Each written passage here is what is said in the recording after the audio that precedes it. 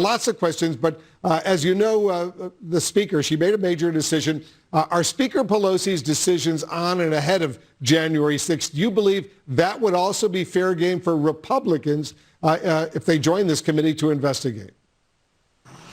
Well, no, I don't, Wolf. No, she's not fair game? Really?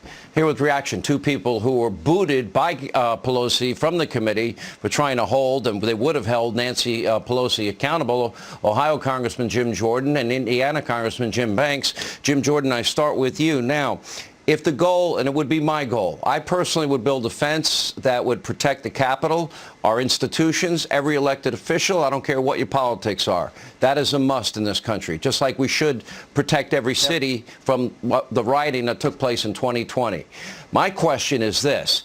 Donald Trump, if you look at the words of Mark Meadows, the Secretary of Defense was in the room, the Chairman of the Joint Chiefs was in the room, the Defense Chief of Staff, Kash Patel, was in the room, and he authorized, as the law requires, 20,000 National Guardsmen to be called up 2 days before January 6th. Then the chain of command goes to Nancy Pelosi and Muriel Bowser. For the troops to be called up, they have to sign off on it. We have a letter showing Muriel Bowser never did. Nancy Pelosi obviously never did. Now the chairman of the committee says that question is off limits. Pelosi's off limits. And my understanding is neither Pelosi, the sergeant at arms, Muriel Bowser are required to hand over their emails, their texts, and their phone conversations for the days leading up, that day, and the days after. How come, if we want this not to happen again, don't we need to talk to them? Yeah, but here's the reason why they didn't do it. It's because they spent the summer of 2020 normalizing violence. When they said we're going to defund the police, when they said we're going to reimagine policing, when they said that rioters and looters who attacked police officers, when the Democrats said, oh, they're peaceful protesters, and by the way, we're going to help raise money to bail those people out of jail. When you spend an entire summer doing that, it's kind of hard then to say, oh, we accept what the president offered, and we're going to have the National Guard here on January 6th when we had all these people coming to town. So that's the concern. When you spend the entire summer doing that, Republicans have been consistent. We condemn the violence that took place on January 6th. We condemn the violence that took place the entire summer of 2020. It would be nice if Democrats would do the same darn thing. Jim Banks, I'd like to know, where is the subpoena for Nancy Pelosi? Why did she reject Donald Trump's authorization for 20,000 National Guards troops? What about Muriel Bowser? Where's the subpoena for her? Why did she reject it? Where's the subpoena for the sergeant at arms, the D.C. police chief that made 6 requests for the Guard? Where are the subpoenas for their text messages, their phone calls, and their emails? Why would Liz Cheney and Adam Kinzinger lecture us constantly about standing up for truth and the Constitution and allow the people that deny the 20,000 troops? And I would make the case, if the 20,000 Trump troops were there, January 6th never would have happened. It would have been a lot different. It would have been a much different day, Sean. We all know that. Those subpoenas aren't going to come, though, until Jim Jordan is the chairman of the Judiciary Committee and Republicans win back the majority. The Democrats are going to continue to cover up the real story about January 6th, which is the breakdown of security at the Capitol.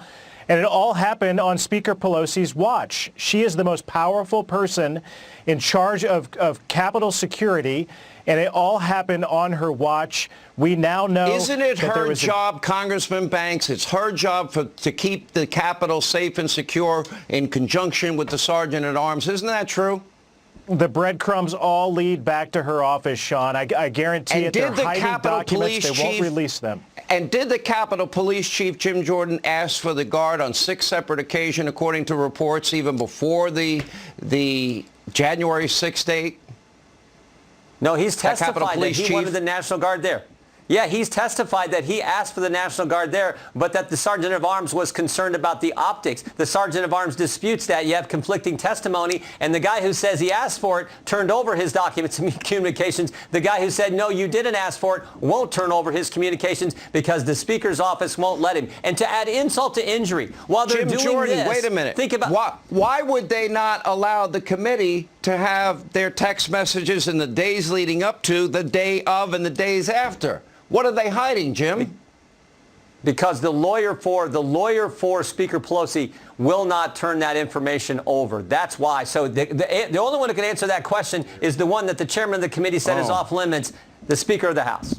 So basically, they really don't want to get to the root cause of how to prevent this disaster from ever happening again. They won't call on the Speaker. They won't call on the mayor. They won't call on the sergeant of arms. They won't demand their emails, texts, and phone records. And they don't have a predetermined outcome. Donald Trump authorized the use of 20,000 National Guard troops. Sounds to me like he did his job. Why didn't they do their job, especially for those of us that never want this to happen again?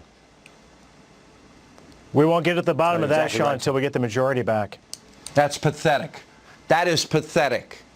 That is a cover-up of Nancy Pelosi, Muriel Bowser, the sergeant at arms. What did they know? When did they know it? Give us the information.